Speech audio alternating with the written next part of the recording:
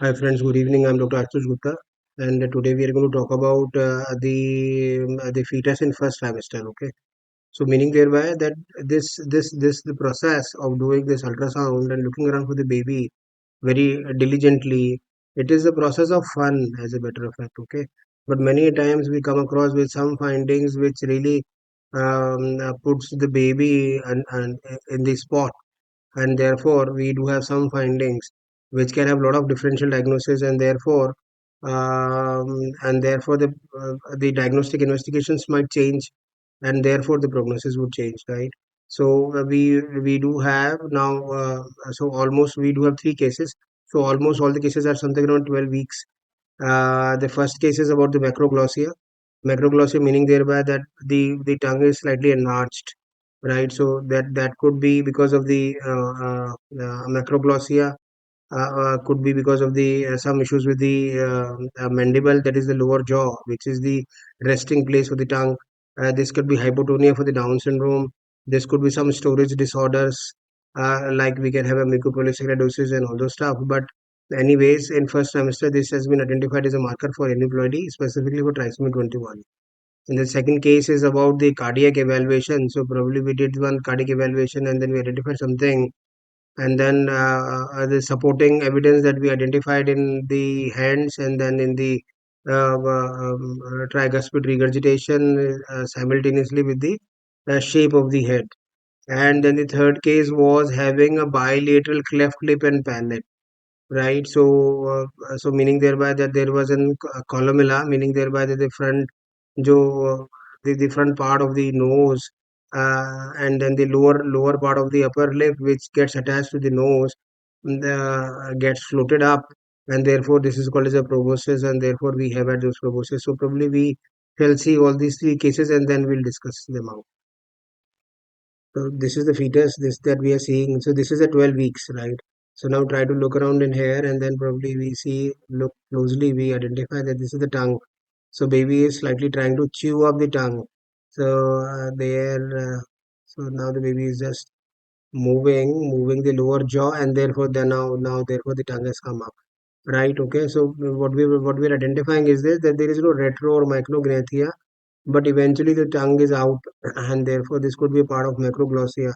So could be some storage disorders, or could be hypotonic sort of a tongue, and therefore it is coming out of the mouth. Could be part of the novel. Now we've identified that this could be marker for Down syndrome even. So that is the tongue. So that is the tongue. So that this is, so look closely. So the baby is also enjoying chewing onto the tongue.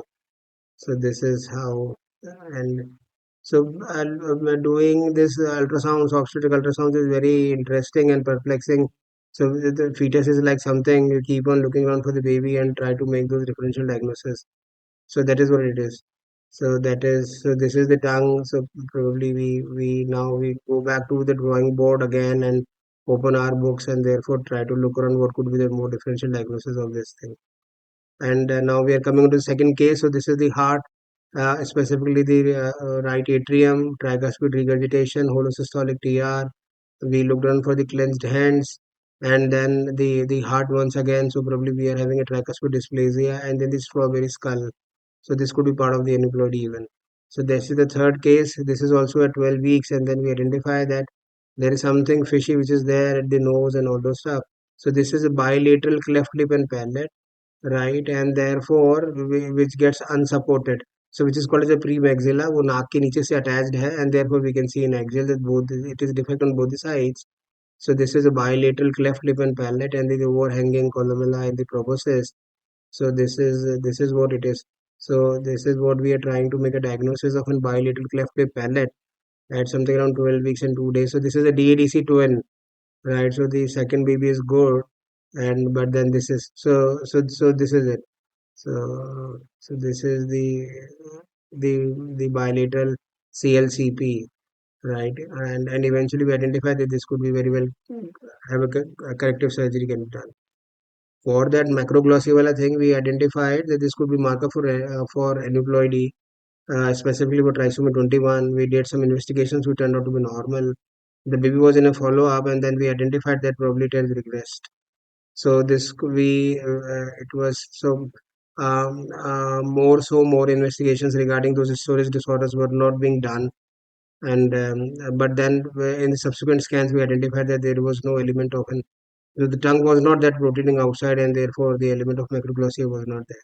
Second case, we identified that this could be some sort of an issues regarding the trisomy 18. So we did some investigations and we identified it was a partial trisomy 18. So 60-40. So meaning thereby that the 40% of the cells they were normal, but in 60% we have identified that this was a trisomy 18. So we can call it as a partial trisomy 18 or a trisomy 18 mosaic. So Edward syndrome mosaic. For that, anyways, whenever we are looking around for this trisomy 18 or 13, doing an amniocentesis makes more sense as compared to doing a chorionic villus sampling, because in CVS we can have some element of an CPM, which is called as a confined placental mosaicism. So meaning thereby that 1 to 2% we can have that CPM, which might be a false positive diagnosis for this 18, as a matter of fact. So meaning thereby that the amniocentesis makes more sense. And then the third case was this bilateral cleft lip and palate. So since we have had this DADC 2N, and the second baby was normal and was good, was doing good. So eventually they were asked for this fetal reduction, and then we did the reduction for that fetus. So eventually, but then we identified that probably now a good amount of plastic surgeries are available, and therefore astonishingly very well we can get CLCPs are surgically corrected. Virtually it is sort of a very good sort of a surgical outcome is there. So that is how we followed them all the three cases, and they had a good outcome as a matter. Thank you very much for your patience.